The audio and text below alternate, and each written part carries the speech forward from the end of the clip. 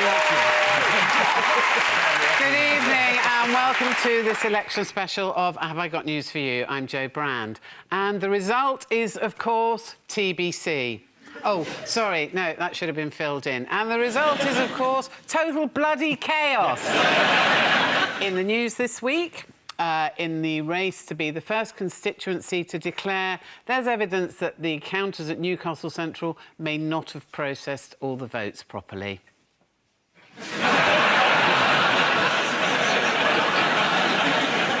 After playing a key role in the Conservatives' disastrous election campaign, Linton Crosby goes home to put up a garden shed.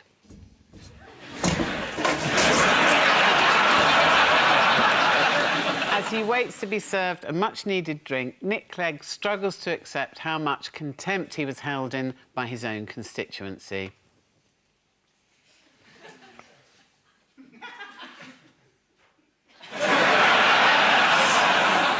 And after finally retaining her seat after 2 recounts, Amber Rudd slightly overdoes the celebrations.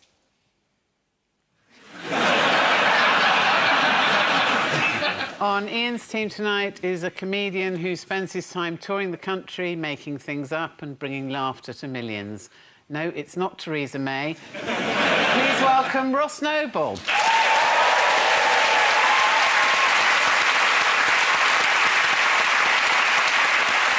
And with Paul tonight is a former Labour minister who's just retired, so this could be his last TV appearance. It all depends on whether he can dance.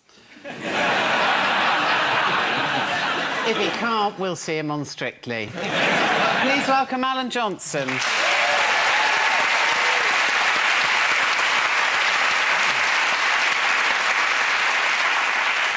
And we start with Ian and Ross. Take a look at this. This must be the election. Yes, There's an election on? Yeah, there was, yeah. Oh, I should have watched the telly. Yes. Terrific. The British public have spoken, and no one knows what they've said. It's a good look. He's won, look, he thinks he's won. I think, I mean, it's absolutely amazing result. I mean, everybody who was predicting it was completely wrong. But what seems to have happened is the British public, they don't like being told what to think. And they don't like people getting above themselves. So Mrs May just got a huge slap. I'll take half your majority away. Shut up. I love your characterisation of the British public as this one sort of tetchy individual. Yeah. Look at us. Slight air of camp about it, let's be fair. Yeah. That's how I view them. And they also don't like people picking on people. So Corbyn got a massive sympathy vote. Boof! But, there's one. No, I mean, it was absolutely extraordinary. And those of us who stayed up all night... You sound a bit hoarse. Were you shouting at the screen for a long time? Nearly 5 hours. No, I mean, it was amazing, and it was just completely unpredictable. Whatever you thought you knew was completely wrong. Don't you think it's time to get rid of the British public? I mean...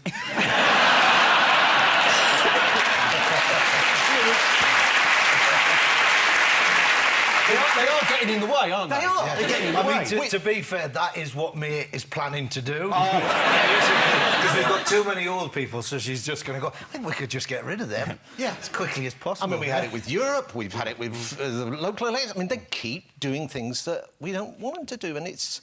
I don't know, they've gone too far. Enough is enough. Yes. Although, to be fair, they didn't vote in Mr Fishfinger. There he is. There he is. The guy behind the leader of the Lib Dems. He might have been born like that. Imagine giving birth to that and being told by the doctor he's a boy, but he's a fish finger as well. And Amber Rudd, don't you think... Am I the only one who thinks Amber Rudd sounds like a traffic light sequence? So... So if she stood for the Green Party, it'd be Amber Rudd Green. That's like the highway code. I said that on the programme about 8 months ago.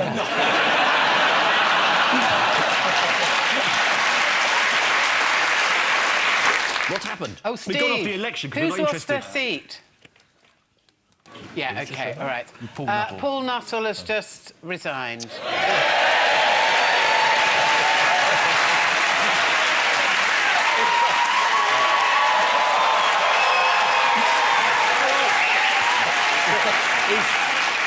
Paul Nuttall's resigned. Well, that's not bad. He had a disappointing evening. Their seats went from 0 to 0, which is tough. But hang on, though. He claims he's resigned, but that might just be what it says on his website. Yeah. Might find out he's still got his job. Now, it was an amazing night for Jeremy Corbyn. Alan, you described him as useless, incompetent and incapable. You're reading things into that, and this is... and it's typical of the mainstream media attacking. So Hislop and his establishment paper, Yes. Public Eye, whatever it is. Yes. And you just make up these Can I things. just say at this point, I'd like to congratulate Jeremy on a very, very good campaign. I'm not serious. He was terrible, but he wasn't as terrible as her. That's all that matters. We You didn't start win. from We a didn't really win. low bar.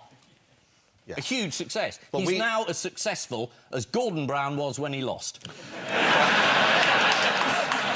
Jeremy was very pleased. He attempted a high five with Emily Thornberry. Should we have a look? Yes, let's have a look at that. Yes. Well, almost a victory party.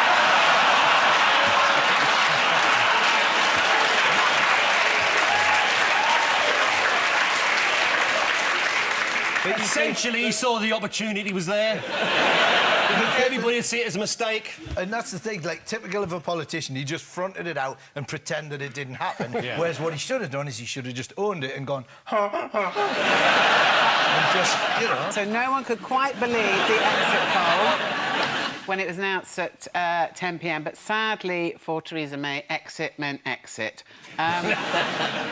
Let's have a look at somebody that was helping out. It's the expert behind the poll, Professor John Curtis, who was made to stand on a balcony and shout down at David Dimbleby. For those of you who watched, there were 7 hours of people going, it's too early to say, it's too early, no, it's not early anymore, it's, oh, damn, it's right. And there was quite a lot of him, like, once you got into the early hours going... Yeah. In fact, there's probably footage of him on that scaffolding there going, come on! Shall we have a look at some of the high-profile casualties? Because we like to do that. Yes. Let's start with Nick Clegg. Yeah. There we go. He did look sad. He looks very depressed, doesn't he? Yeah. No, that's a look of relief. Do you think? That's relief. He's out of there, yeah. Anyone here feel sorry for him? Yeah, I felt sorry for him. But when the coalition started, I said I don't mind a hung parliament. I quite like the idea of politicians having to deal with each other and come up with a compromise in the middle. I'm against thumping majorities because they go around thumping people. No.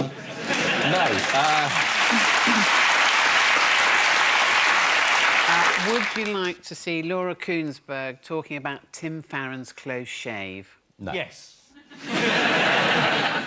A very, very knife-edge result in Westmoreland where Tim Farron, the current party leader, is facing potential defeat. This chapter they're about to recount.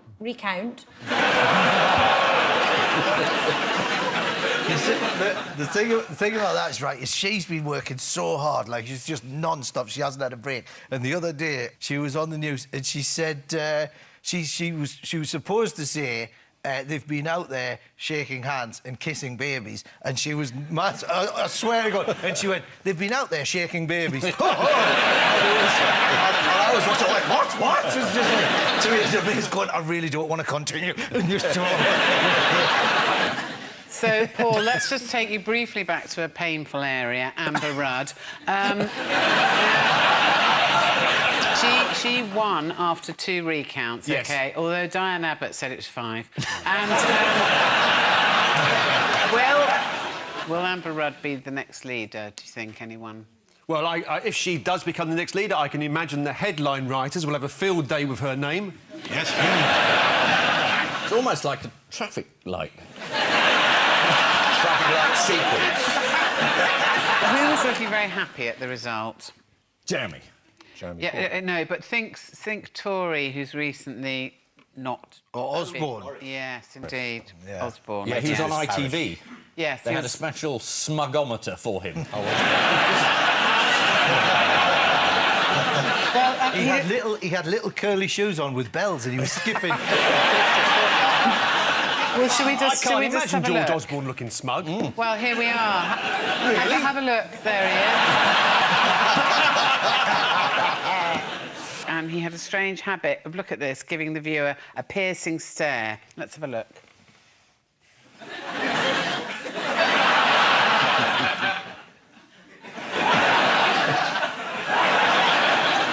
To be fair, he was just looking like that because Ed Balls was tap dancing on his feet. Let me just nip in with a question here. What does a Yeah. hung parliament mean for Brexit? The negotiations begin in 11 days. Yes, somebody, I think, from the European Union has already said that she's a lame duck. Because she says, my government wants this, and they say, you don't have a government. Which is not a great position. But Theresa May has shown she is strong and stable, so when she goes into those negotiations, they will obviously be in awe of this strong and stable... This is the woman who backed out of an interview on Woman's Hour. Woman's hour, yeah. You have to be strong to do that. Strong to do that. to That be takes strong. guts. We need a boo for the end, so can I just say Zach Goldsmith got in? Yeah.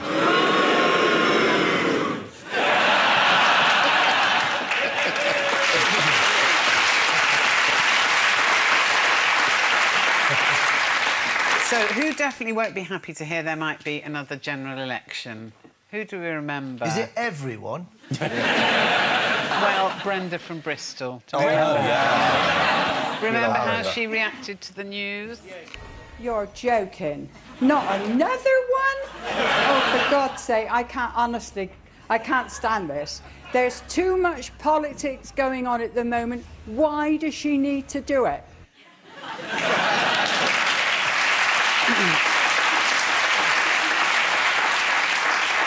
A question she must be asking herself. This is the news of the humiliating victory for Theresa May. Not quite all of the results are in yet as we speak. The largest party is being held by students in Sheffield, where Nick Clegg was the seat. Speaking at the Islington count, Jeremy Corbyn called for the Prime Minister to go, saying she lost votes, lost support and lost confidence. In fact, the only thing she did win, Jeremy, was 50 more seats than you. There's an outside chance that Jeremy Corbyn could form a minority government, although he would need the support of Sinn Féin. See, you never know when you're linked to terrorist groups.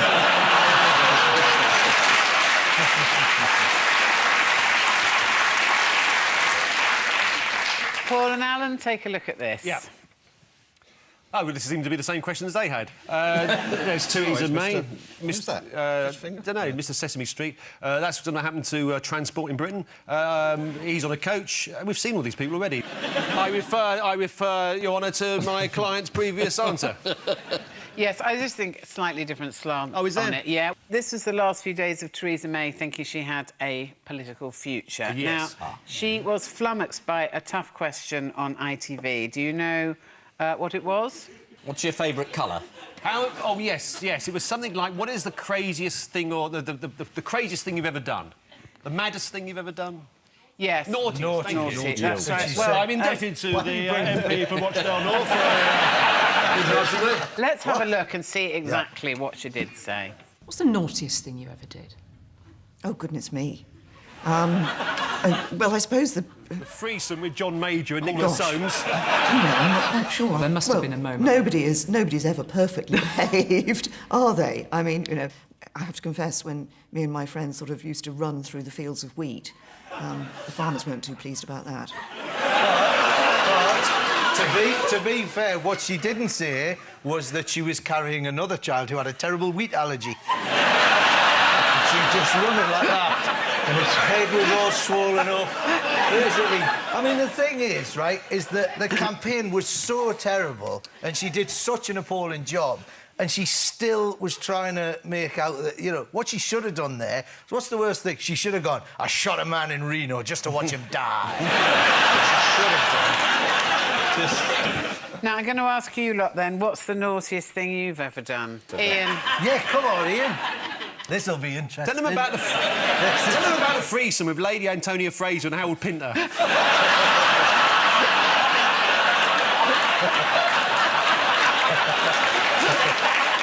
OK, how long you got? That's what you used to say when you walked in. Now, during his final week of campaigning, what mistake did Conservative candidate Chris Hopkins make at a hustings in Keighley, West Yorkshire? Did you forget which party he was standing for? Or where he was? He made the mistake of asking the audience a question that he assumed was rhetorical. Let's see if they agreed. Right. Do you want Jeremy Corbyn to... Yeah.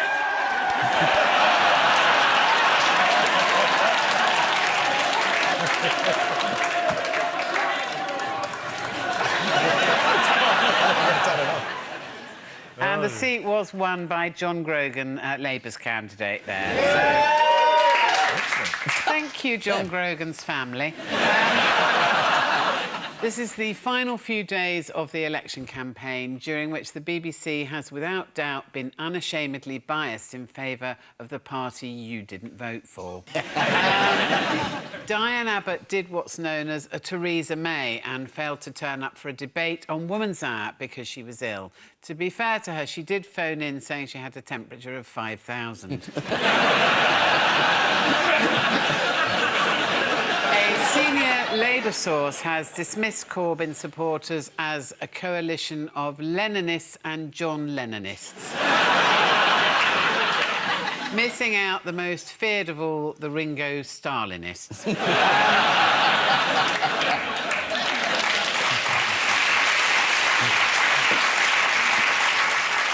Time now for round two, and let's move on from talking about the election to answering some quick-fire questions about the election. Excellent. Over the course of the campaign, Theresa May did something 15 more times than Jeremy Corbyn. What was it? Change their shoes. Correct, Change her shoes. Paul. Well done. It was change her shoes. May wore 15 different pairs of shoes, while Corbyn wore just one pair. Well, to be fair, hers were covered in wheat. Yes. Wheat and mud. What did Ruth Davidson say about Theresa May that's quite hard to believe? She's a laugh. Indeed. Yes, no, she did. She told the Sunday Times she's really a dry wit, genuinely a very, very funny woman. Knock, knock, who's there? Theresa May.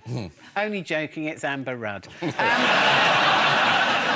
How did Conservative candidate James Conwyn sum up Theresa May's campaign in a tweet? Oh, did he? Was it just a poo emoji? Well, you're not that far off. Let's have a look. Vote Conservative if you want strong and stable leadership.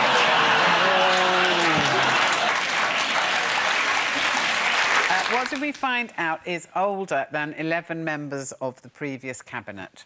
Jeremy Corbyn's shoes? Jeremy Corbyn's something. His yes, beard. his beard, absolutely. He grew it straight after he dumped Diane Abbott, apparently, but unfortunately she still recognised him. What was particularly unusual about Diane Abbott's election leaflet? It said vote Tory. No, it was partly printed in Norwegian. Now, Jeremy Corbyn was asked what he thought of his critics. Do you know how he replied? He was magnanimous. I don't believe in personal abuse. Well, shall we have a look? And you can see how close you are. There are cynics who calculate these things in politics and say, well, Labour said this, Tory said that, you know,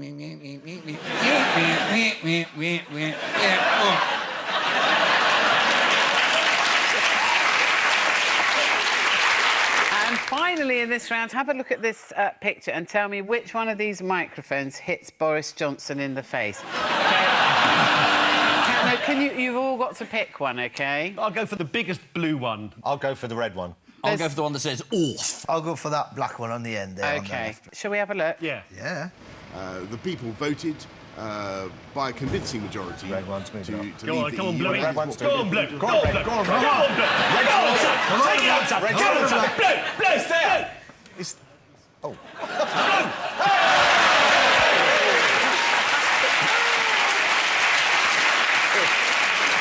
That was my favourite moment of the campaign. Boris Johnson turned to camera and said to someone, "Can you actually imagine Diane Abbott being Home Secretary?" Says Foreign Secretary Boris Johnson.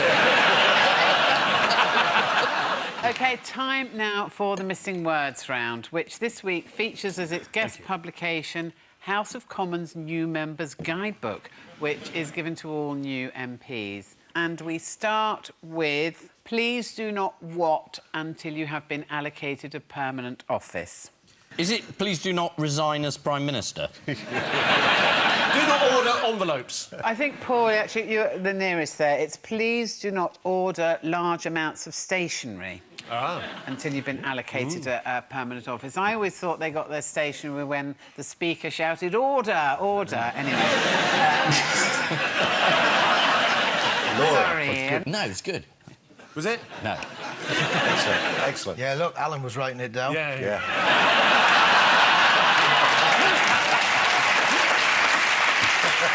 OK, and the next one, Gran from Nottingham slows down traffic by what? Is it by having passionate sex on the central reservation of the A52? It is, well done. No, it's not. By using a hairdryer, pointing a hairdryer. Absolutely. This is Jean Brooks, who's become an unlikely star after she was spotted standing in her front garden using her hairdryer as a full speed gun. Let's have a look at her in action.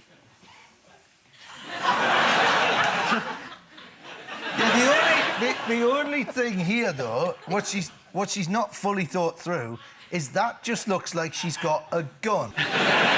It's got sunburn too. Yeah. Over that tattoo, what does that say? I love safety.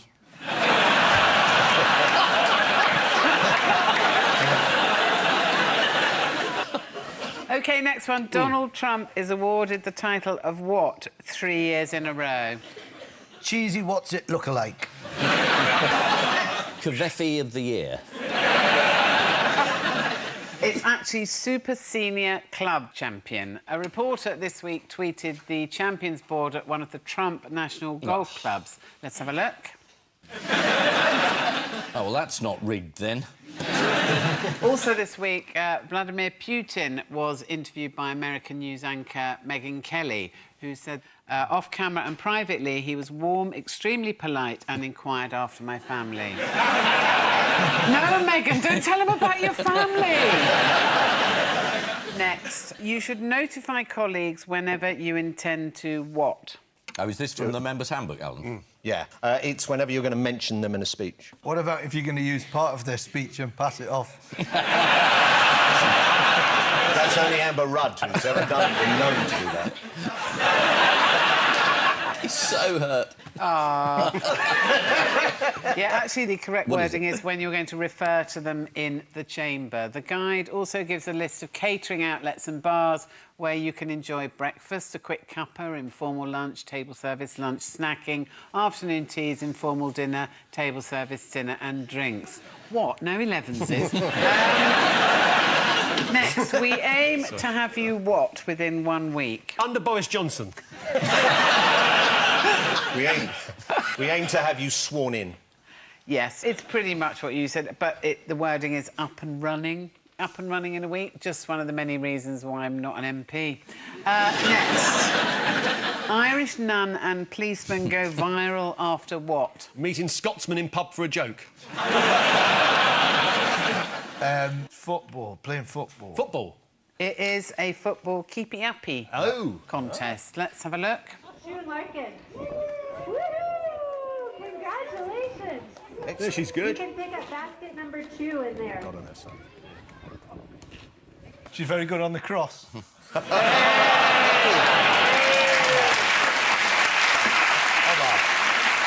That was spotted at a festival in Limerick. There has to be a limerick about a nun and a policeman, surely. There once was a copper from Cork who pestered a nun with a fork. To his surprise, it went in his eyes, and there was residue of some pork. What about he was heard to utter, "I'd like it with butter," but unfortunately they could only find stalk. Yes! Yes, very good. And lastly, Sir Roger Moore invented the what? Eyebrow. Says family friend. I invented the eyebrow. No, it was, in fact, the Magnum. It was the Magnum ice cream. Apparently and also, so. he wanted a choc ice with vanilla ice cream in it that he could have a stick. And then he apparently spoke to somebody and they did some sort of prototype. He must have got Q to do it for him. It would have been quite an easy job for Q, really, just to stick a stick into a bloody chocolate. Can I just say, the country's falling apart. There's no one leading it. We're into an age of instability.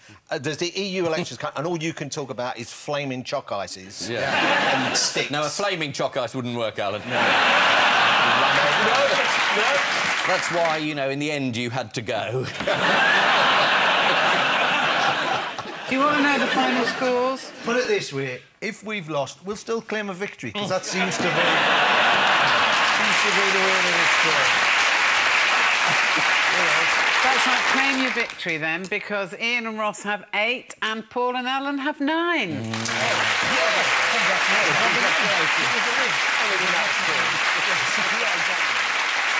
On which note, we say thank you to our panellists, Ian Hislop and Ross Snowball, Paul Merton and Alan Johnson. And I leave you with news that on the campaign trail, Tim Farron's day helping out in an IVF clinic doesn't go that well.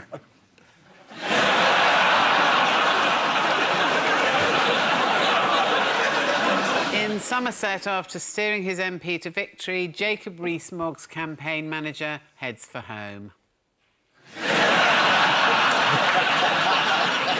After losing 21 seats in the snap election, Nicola Sturgeon gets ready for her first meeting with Theresa May.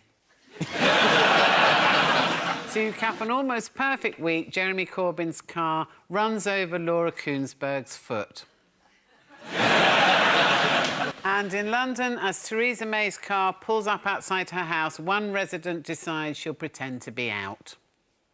Good night.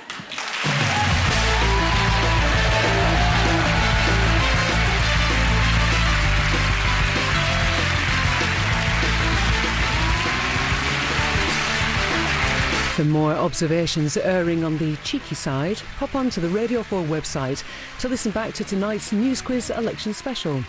And over on BBC Two now, Gina Yashere introduces off-the-wall Sam Simmons and rising star Ellie Taylor. That's comedy, live at the Apollo.